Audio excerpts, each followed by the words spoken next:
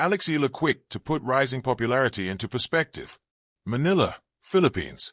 If the Australian Open proved anything, it is that Eala is a legitimate star. Her practices were packed, fans lined up to catch a breakthrough appearance in the main draw, and her videos on social media drew more views than tennis biggest names. Even in a Nike ad for the Australian Open that included current world #1 players Aryna Sabalenka and Carlos Alcaraz, who have won a combined 10 Grand Slam titles, Eala received the last billing. But as Eala suffered an opening round exit in the singles following a heartbreaking 0-6, 6-3, 6-2 loss to American Alicia Parks, the Filipina acknowledged she still has a long way to go.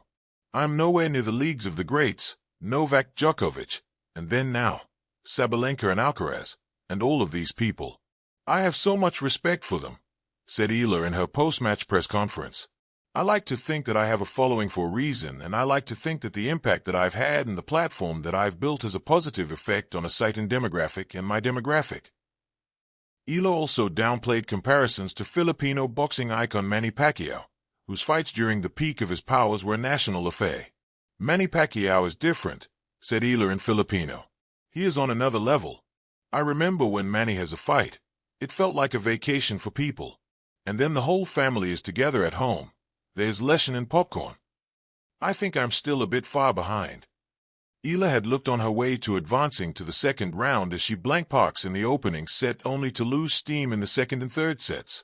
She and Brazilian partner Ingrid Martins then sustained a 7-6, 2-6, 6-3 defeat to Japan's Shuko Aomi and Poland's Magda Linette in the first round of doubles, marking the end of her Australian Open campaign. While disappointment naturally came with the losses, Eala chose to look at the bright side. "I'm the only Filipina in the draw this year. I'm the only Filipina that has ever been in the draw, I think. There are positives to take away. So much gratitude and super thankful," Eala said. Fans in the country get a chance to play Eala at home as she is expected to compete in the Philippine Women's Open to be staged at the Rizal Memorial Tennis Center from January 26 to 31st. Fame, when it arrives early, has a way of distorting mirrors. It magnifies applause, stretches expectations, and sometimes blurs the face of the person standing at the center of it all. For Eala, whose rise in tennis has captured the imagination of a nation and drawn the attention of the global sporting world, popularity has come swiftly, but perspective has come faster. Eala's story is often told in milestones. A young girl from the Philippines training far from home. Junior Grand Slam titles. Historic firsts that made headlines and ignited national pride. Social media followers climbing by the day. Flags waving, names trending, hopes rising. Yet focusing only on these markers risks missing the quiet discipline that defines her more than any trophy ever could. In a country starved for representation on tennis's biggest stages, Eala became more than an athlete almost overnight. She became a symbol. For many Filipinos, she was proof that world-class excellence could come from their shores, that global dreams were not reserved for others.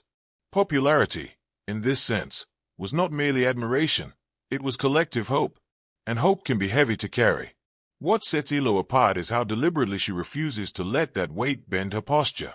She speaks often, not in grand declarations, but in measured reflections, about the long road ahead. Wins are celebrated, yes, but quickly placed in context. Losses are not dramatized, they are studied. Where others might rush to claim arrival, Eala insists she is still on the journey. Rising popularity, to her, is not a finish line. It is background noise. This mindset is rare, especially in an era where athletes are encouraged to brand themselves before they fully know who they are. Endorsements, interviews, viral clips, these things can pull a young player's focus outward, toward validation rather than growth.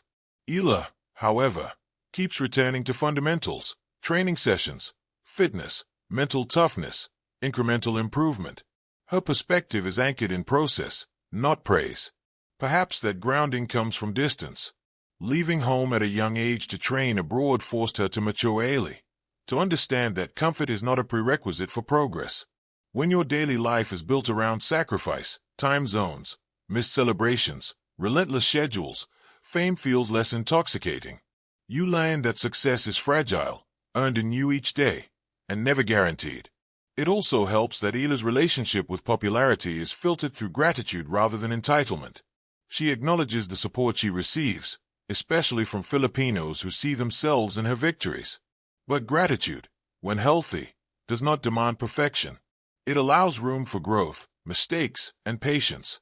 By framing attention as encouragement rather than obligation, she protects her mental space. In many ways, Eala's perspective reflects an old-school athletic philosophy in a hypermodern world. The scoreboard matters. Rankings matter. But not more than character. Not more than consistency.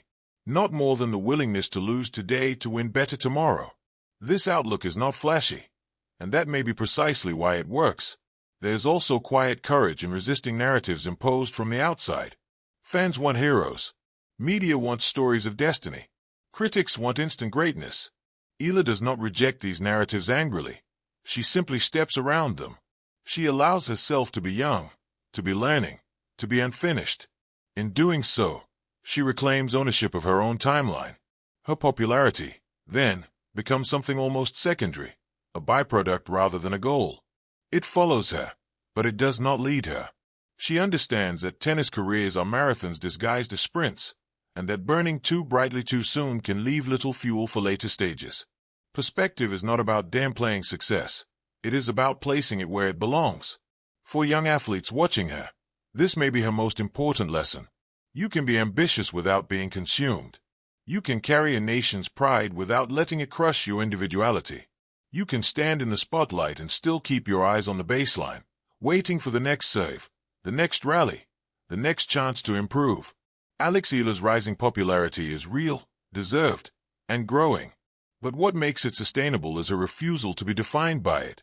She understands that applause fades faster than discipline, that headlines move on quicker than habits, and that true greatness is built when no one is watching. In the end, perspective is her quiet superpower. While the world counts her followers and forecasts her future, Eala counts hours on court, lessons learned, and steps taken forward.